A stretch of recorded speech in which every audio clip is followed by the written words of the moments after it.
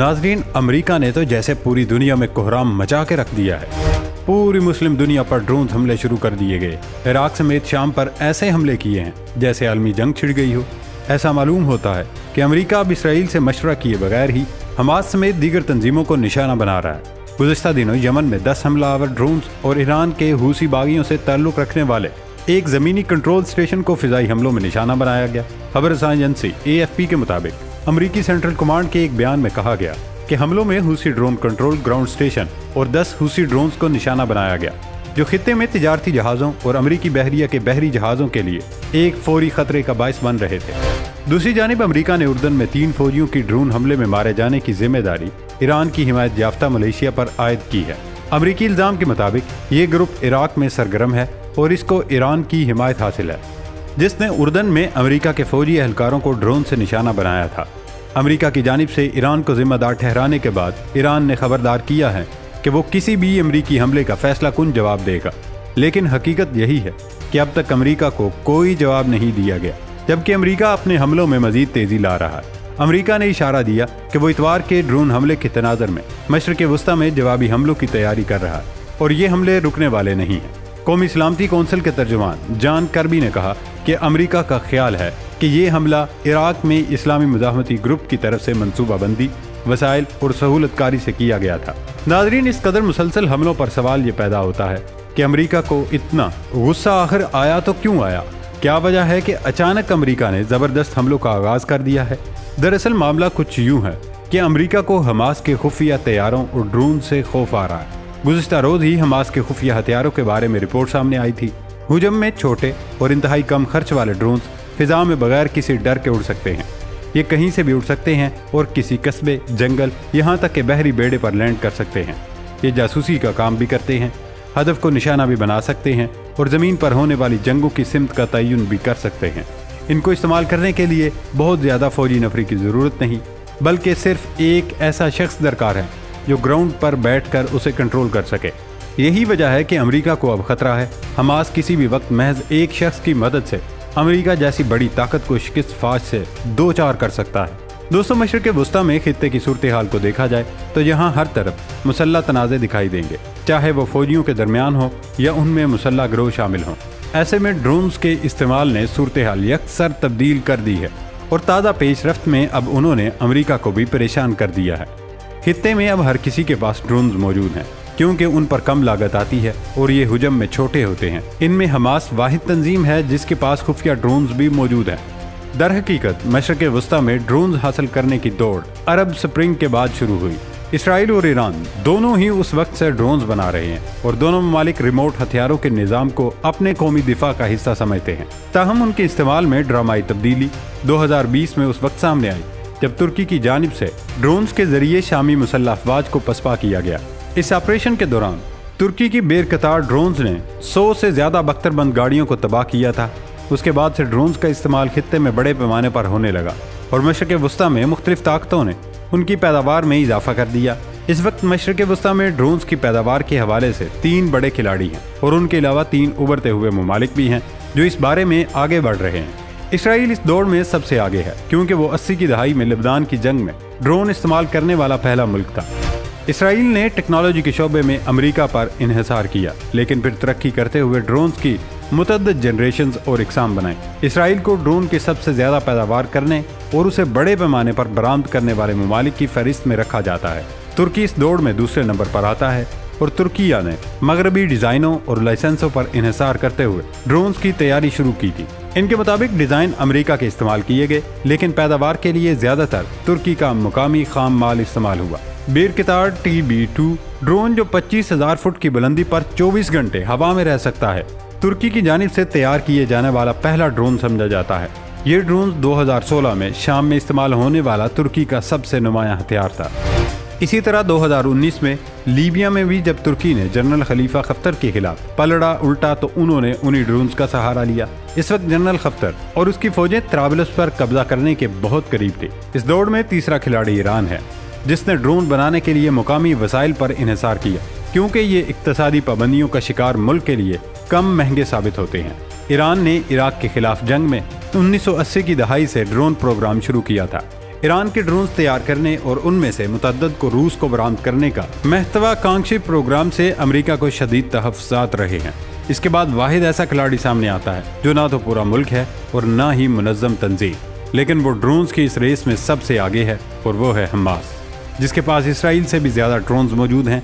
लेकिन इसकी हकीकत आज तक किसी को मालूम नहीं थी।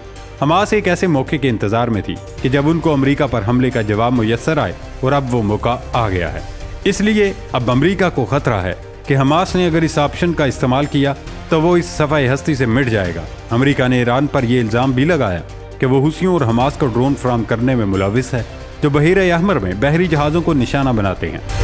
गुज़श्ता साल अक्टूबर में ईरानी वज़ारत दिफा ने मुहाजिर 10 ड्रोन की रूनुमाई करते हुए कहा था ये 24 घंटे 210 किलोमीटर की रफ्तार से 7000 मीटर की बुलंदी पर परवाज करने की सलाहियत रखता है और 2000 किलोमीटर तक की रेंज में ऑपरेशंस कर सकता है। और अब खबर आई है कि ये ड्रोन हुसियों समेत हमास के पास भी मौजूद है। अमरीकी वज़ीर दिफा लॉयड ऑस्टिन ने कहा कि 7 अक्टूबर से खित्ते में ईरानी हिमायत याफ्ता मलेशिया और हमास ने 160 बार अमरीकी अड्डों पर और फोर्सेस को निशाना बनाया। इसमें उन्हीं ड्रोन्स का इस्तेमाल किया गया।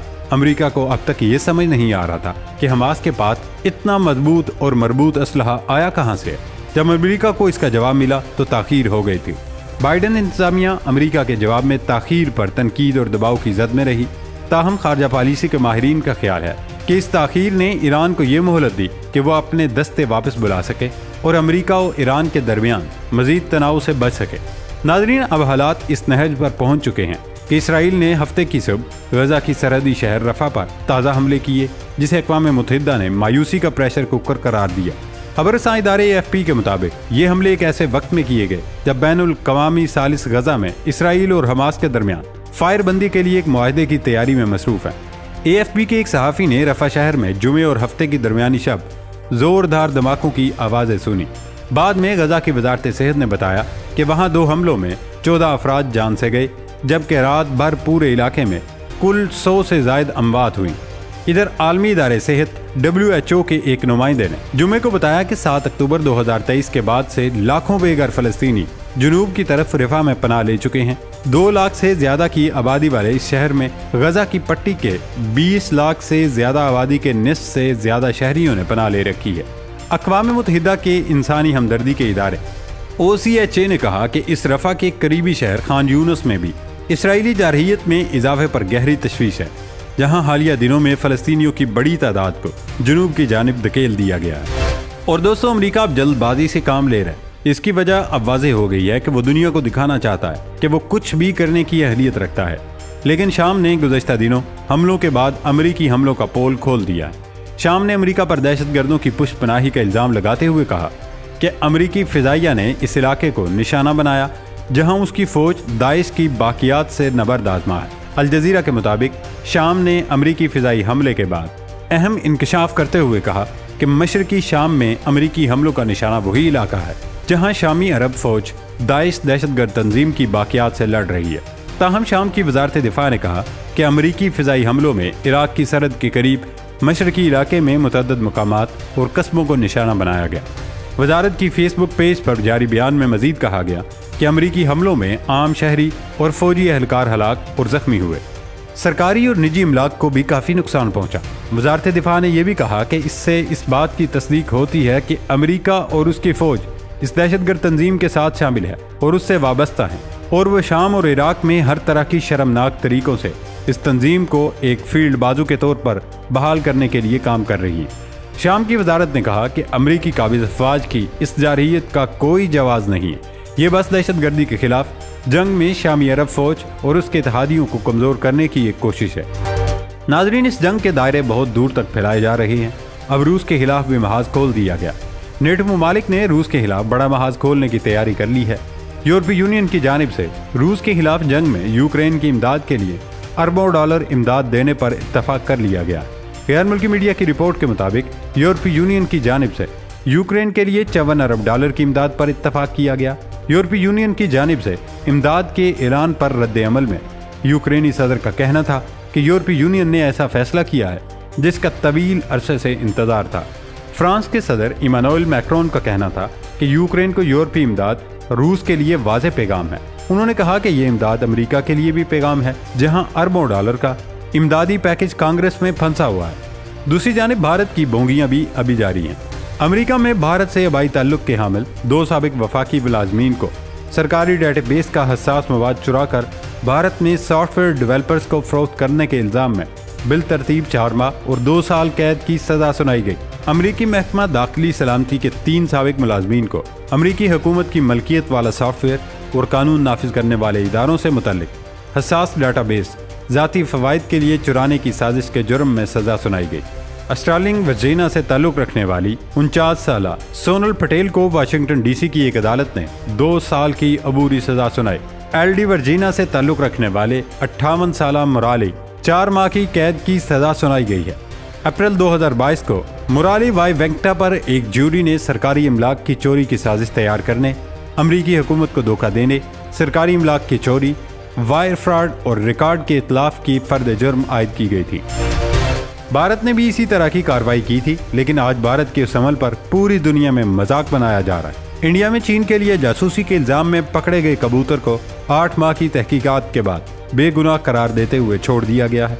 यानी कबूतर चीन के लिए जासूसी कर रहा था, लेकिन अब मालूम हुआ कि वो बेगुनाह है और वो उसे आज़ाद कर दिया गया। टाइम्स ऑफ इंडिया की रिपोर्ट के मुताबिक मुश्तबा कबूतर को मई 2023 में पीर पाव जेटी के मुजाफाती इलाके में पुलिस ने पकड़ा था। उसके बाद ये बात मंजर आम पर आई कि इसके पैरों में 2 रिंग्स डाले गए थे, जिनमें से एक कॉपर और दूसरा एल्यूमिनियम का था, जबकि दोनों पैरों के नीचे से चीनी रस्मुल खत की तर्ज पर लिखी गई तहरीर मिली थी। इसके बाद पुलिस की जानिब से बताया गया था कि केस का इंदराज करके तहकीकात शुरू कर दी गई। अब पुलिस हुकाम ने बुध को बताया कि तकरीबन 8 माह तक जारी रहने वाली तहकीकात में बाद ये बात सामने आई कि इस कबूतर का चीन के साथ कोई ताल्लुक साबित नहीं हुआ। दरअसल जासूस कबूतर नहीं था, बल्कि कबूतरों के उड़ान के मुकाबलों में इस्तेमाल होने वाला परिंदा है, जो ताइवान में होने वाले मुकाबलों के लिए तैयार किए जाते हैं। इस कबूतर के पैरों में भी रिंग्स उसी मुकाबले में शनाख्त बरकरार रखने की गरज से डाले गए थे। बयान के मुताबिक ये कबूतर उड़ता हुआ अपने मुल्क से बाहर आ गया था और बिलाखिर इंडिया में पुलिस के हाथ लग गया था। कबूतर को मुंबई में कायम जानवरों और परिंदों के अस्पताल में रखा गया था। इस अस्पताल को पुलिस की जानिब से हिदायत जारी की गई, जिसके बाद कबूतर को आज़ाद कर दिया गया। यानी भारतीय हुकाम को जब कुछ नहीं मिल पाता तो वो या तो पाकिस्तान में कौमों पर हमला कर देता है, या फिर कोई भी कबूतर पकड़ कर कहते हैं कि कबूतर जासूसी कर रहा है।